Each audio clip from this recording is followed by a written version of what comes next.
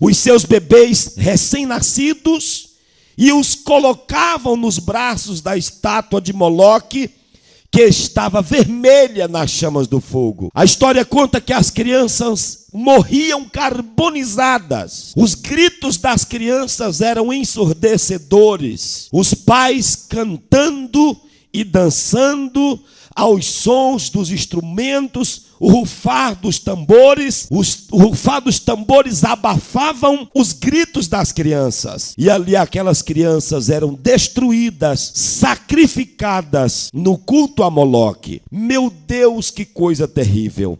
No nosso Brasil, nós conhecemos de perto casos como sacrifício humano. Pastor Gilmar, sacrifício humano, sim. No estado do Pará, especialmente em uma cidade chamada Altamira. Todos conhecem essa história porque foi manchete nacional. Todos conhecem, ouviram falar de crianças que foram dizimadas em rituais de magia negra no estado do Pará. E até hoje, notícias como estas circulam. O nosso Brasil tem sido manchetes de jornais, de revistas e quase todos os meios de divulgação, pela internet, pela TV, jornais, etc, e etc. O certo é que o satanismo está imperando no nosso mundo. O satanismo está tomando conta do nosso mundo e nós não estamos dando conta que eu e você, que a igreja de Jesus está de braços cruzados. É tempo de nós levantar a bandeira ensanguentada do Calvário e protestarmos contra estas coisas, porque nós já atravessamos o Jordão, já estamos do outro lado, louvado seja Deus, e do outro lado nós estamos aguardando o retorno glorioso de Jesus Cristo, que vai conduzir a igreja às mansões celestiais. Quem pode dizer glória a Deus? Amados irmãos, é bem verdade que nós não temos na atualidade uma estátua de Moloque para termos os nossos filhos sacrificados a Moloque. Nós não temos na atualidade uma estátua de bronze ocada de Moloque para deitarmos sobre os braços da estátua os nossos filhos. Mas, em contrapartida, os nossos filhos, as nossas crianças, estão sendo dizimadas às imagens digitalizadas. Eu conheço filhos de crentes, vou falar dos filhos dos irmãos, não vou falar dos filhos daqueles que não servem a Deus, porque na verdade eles não têm o temor de Deus. Vou falar do seu filho, dos nossos filhos. Eu conheço filhos de crentes que o primeiro café da manhã que eles tomam é um desenho animado. O menino já levanta cedo, sofá, já pula na poltrona e fica ali assentado, assiste tudo. E o pior, se a mãe não tira ele, irmão Edmar, da frente da tela, perde colégio, perde tudo, assistindo os desenhos animados. Já viram isso? E o pior, observem o comportamento dessas crianças. Observem o comportamento desses meninos e meninas que são fissurados nos desenhos animados. Será que eles se comportam bem? Será que eles têm um comportamento exemplar? Será que ele se comporta de forma tão linda? O que você acha, irmão? Será que esses meninos respeitam o papai, respeitam a mamãe?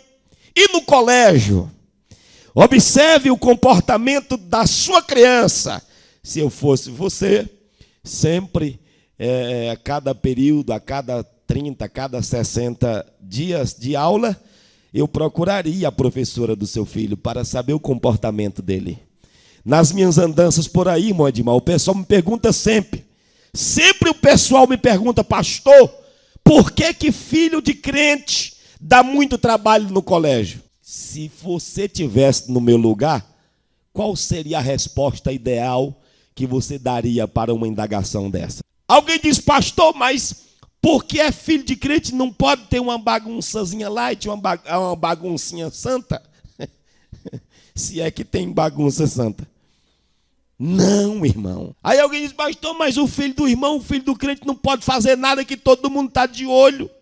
Filho do crente, filho do irmão não pode fazer nada que todo mundo está vendo e mete a língua. Mete mesmo, e é para meter a língua mesmo. Sabe por quê? Nós somos luz. Nós somos luz. Não tem como esconder a luz, ocultar uma lâmpada acesa, irmão. Todo mundo vai ver. Está aí o segredo, porque você não pode ser da bagunça. Você não pode permitir o seu filho estar imbuído, engodado com essas coisas, porque o mundo vai ver, as pessoas vão ver ele e vai apontar, olha, é filho do irmão, é filho do crente, é filho do obreiro da igreja. Pode ter certeza que as pessoas vão ver e vão apontar também para o seu filho. Crianças que têm pesadelos, crianças que acordam em altas horas da noite dando gritos. Estou falando do seu filho, estou falando da sua criança. Acorda em altas horas da madrugada gritando. E o pior, o papai e a mamãe não sabem do que se trata. Não sabem o que está acontecendo. E às vezes o pai e a mãe ficam preocupados com os gritos da criança sem entender. Existe até alguns irmãos que chegam a dizer que isto é normal. Outros que levantam das suas camas e andam a casa inteira dormindo, conversa a noite toda dormindo. Deixa eu falar para os irmãos, essa questão de ser sonâmbulo, essa questão de acordar de noite, ou seja, conversar a noite inteira, essa questão de levantar, andar a casa, segundo dados da psicologia, dados psicológicos, não é normal. Crianças que têm um gênio agressivo, especialmente os meninos homens, que têm um gênio agressivo. Um dia desse eu estava conversando com um pastor, com um irmão. Ele diz, pastor, esse meu filho não tem jeito. Eu já orei, mas não tem jeito. É o gênio dele, pastor. Meu filho nasceu com esse gênio. Falei, rapaz, mas é um gênio muito desastrado, porque o gênio desse aí na vida de uma criança, que o menino dá porrada em todo mundo. Se alguma criança dentro da igreja, sentado do lado dele, é beliscão, é porrada, é soco, é murro, é pontapé. Que gênio infeliz é esse, irmão? Imagine um gênio desse na vida de uma criança que é crente, que tem os pais crentes. Coloque a mão na cabeça do seu filho e expulse esse gênio do cão na vida dele, porque esse gênio aí é o gênio da destruição. Se tiver alguém que tem filhos aqui nesta manhã desse jeito, ore pelo seu filho, ore por ele, repreenda esse espírito tão terrível na vida dele e você vai ver que vai valer a pena.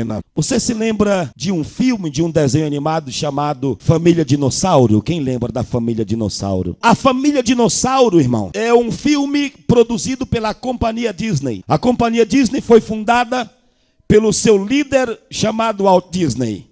O Walt Disney nasceu no dia 5 de dezembro de 1901 em Chicago. Este foi o líder fundador da Disney. Este foi o líder fundador da companhia Disney, Walt Disney, nascido no dia 5 de dezembro de 1901 em Chicago.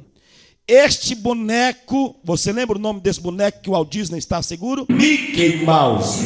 Esse personagem foi o primeiro desenho animado criado pelo Walt Disney. E também o primeiro desenho animado sonoro, primeiro desenho animado falante, primeiro desenho animado que teve essa tecnologia de produzir sons, de produzir áudio. Foi esse personagem criado pelo Walt Disney. Esse boneco foi o primeiro desenho animado criado pelo Walt Disney. Para os irmãos terem uma ideia, a companhia Disney é uma das maiores companhias na produção de filmes, produção de etiquetas, roupas, calçados, etc. É uma das maiores produtoras de novelas e, por que não dizer, cartoons e desenhos animados e uma infinidade de entretenimentos, segundo ele, se é que pode chamar isto de entretenimento, os desenhos que são produzidos pela Disney.